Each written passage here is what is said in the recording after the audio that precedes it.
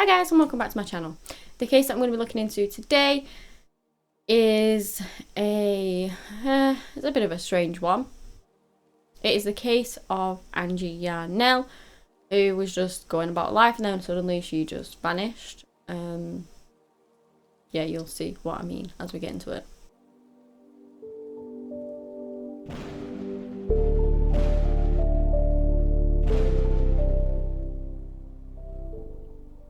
Michelle Angie Yarnell. So even though she was called Michelle, she was known by nickname Angie, which is how I'm going to refer to her in this video. Was born on the 20th of May 1975 to mother Marianne Asher Chapman. I'm not sure about her father, don't know his name, sadly, but she was raised in Holt Summit in Missouri by her mum. It was said that Angie, when she was young, she loved animals, she was very creative, she loved art, she loved doing paintings, and she loved animals that much that she actually wanted to have a career in it as she got older. And then she also really wanted to start a family. Now, she was hoping to do so with her husband, who she'd been married to for 3 years. At this point, Angie was about 28 years old. Now, she met Michael Yarnell, like I said, years before. They got dating, they really liked each other, really enjoyed each other's company. He obviously proposed and then they did get married. Not long after that, though, it seemed like things started to go wrong. And even Angie told her mum, Marianne, like that he was physically and emotionally, yeah, that's it, abusive towards her. Now, that was in the beginning.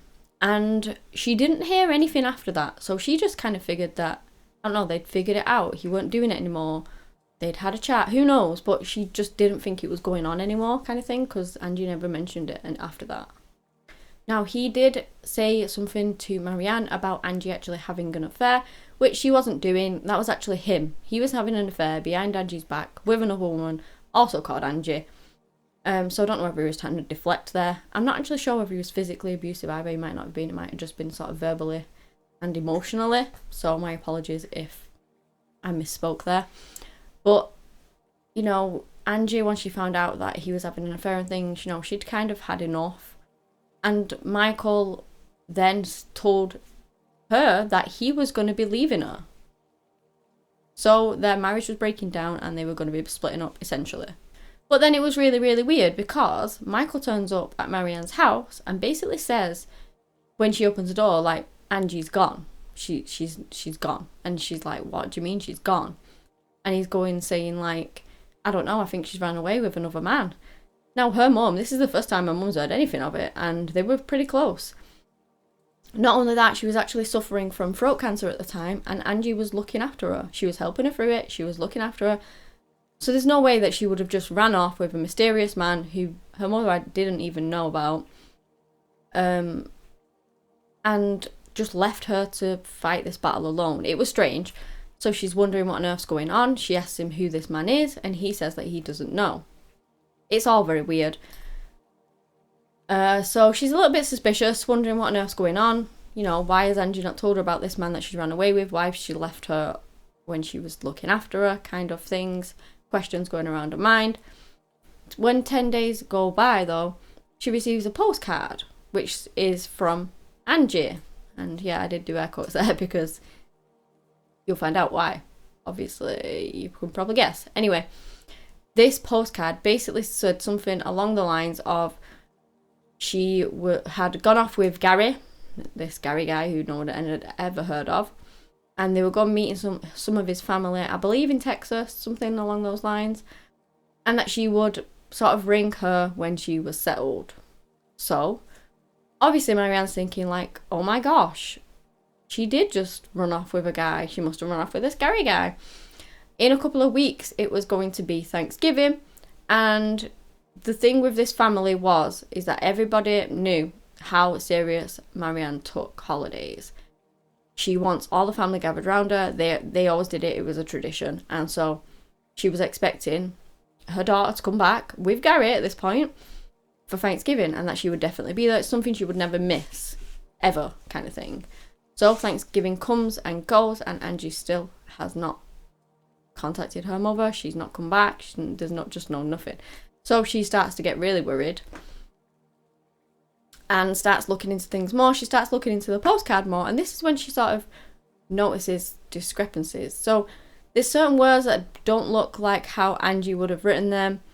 There's like ink blotches on it, as if whoever was writing it has had to stop midway.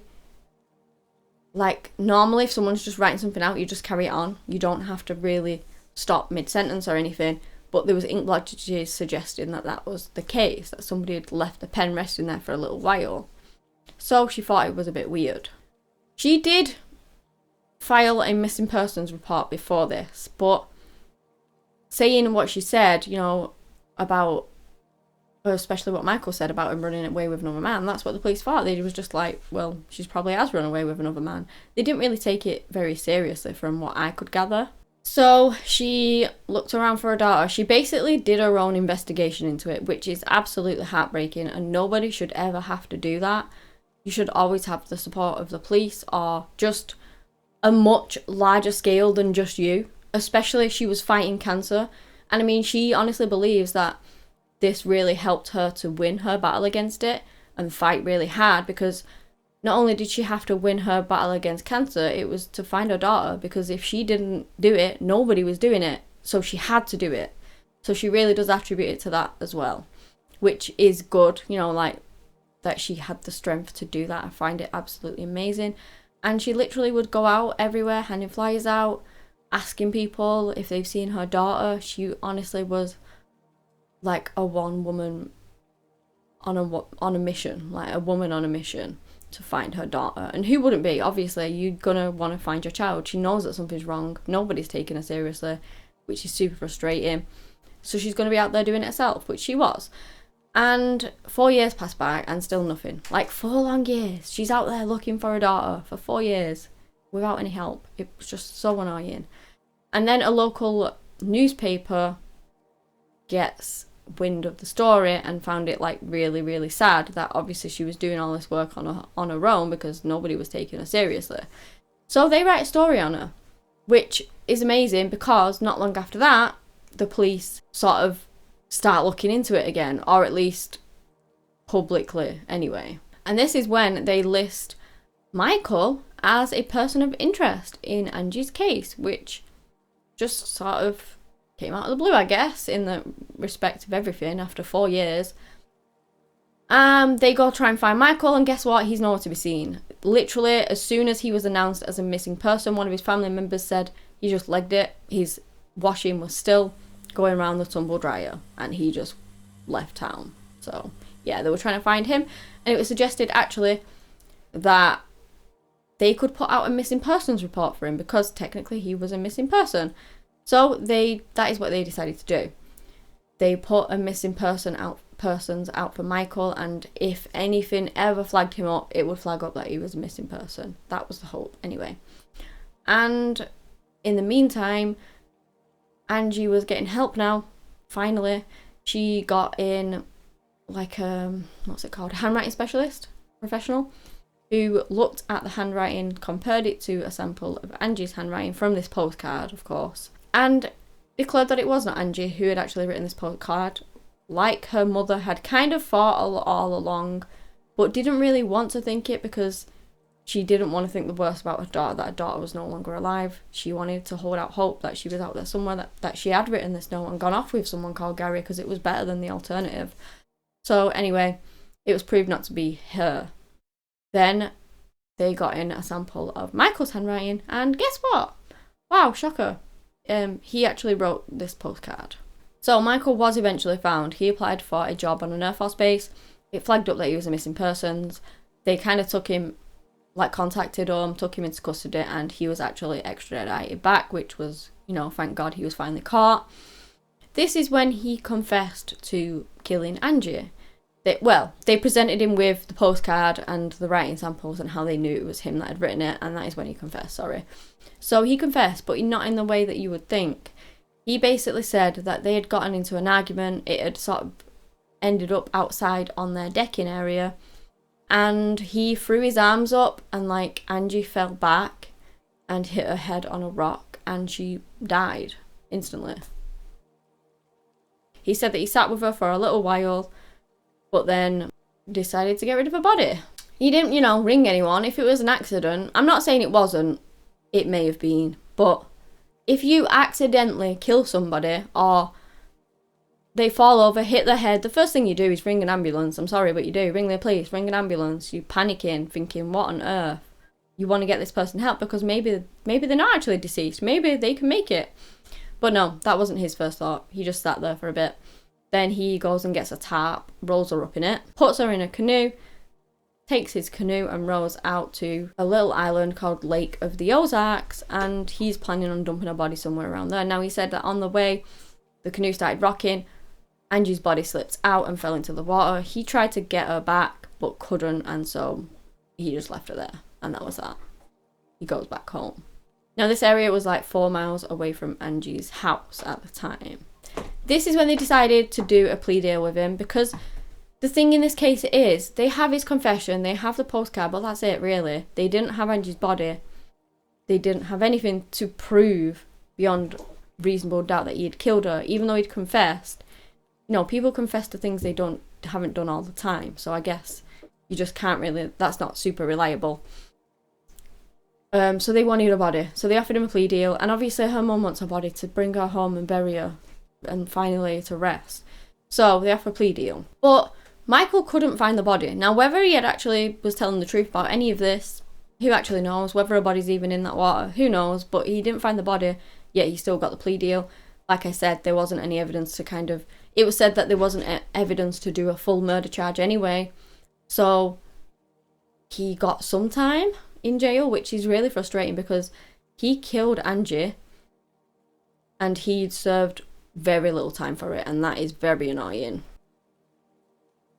So he actually pled guilty to first-degree manslaughter. He got 7 years for that and only ended up serving 4 for good behaviour, which is so wrong on so many levels, but there you go. Like, don't get me wrong, I get it. If there's not enough evidence, there's not enough evidence. At least he did serve some time, but 4 years in a minimum security prison. Super annoying. Of course, her mother still wants to bring Angie's body back. She literally goes out, still digging up holes on that property that they used to live in. That's where she thinks Angie's buried. She thinks he lied about the whole water thing and that he actually just buried her there. She keeps on digging, hoping that one day she will find her daughter's body. She's been under rafters, she's been in all these holes, she's done everything she possibly can, and she will continue to do so until she gets to the point where she can physically no longer do it, which breaks my heart so much. He literally serves 4 years in jail. Don't know whether he's telling the truth about her body. If he's not, just give her the body. Like, it was said that because of double jeopardy laws, he can be charged again anyway, so it's not like if he gives the body that he can be recharged for it.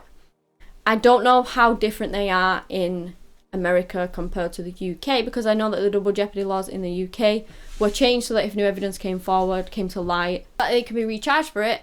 I don't know whether that's the case in America, because obviously if they found the body that had evidence on it that proved Michael did it, then could they have the law since changed there too? I don't know. So that would be a reason for him not to give the body if that's the case, but I don't think they've changed that. I think the double jeopardy laws are the same. Like, you can't be tried twice for the same thing. Correct me if I'm wrong on that. Probably should have researched it. Forgot to. There you go. At the end of the day, I truly hope that her mother finally finds Angie and can, like, bring her home and lay her to rest. That's all she wants now.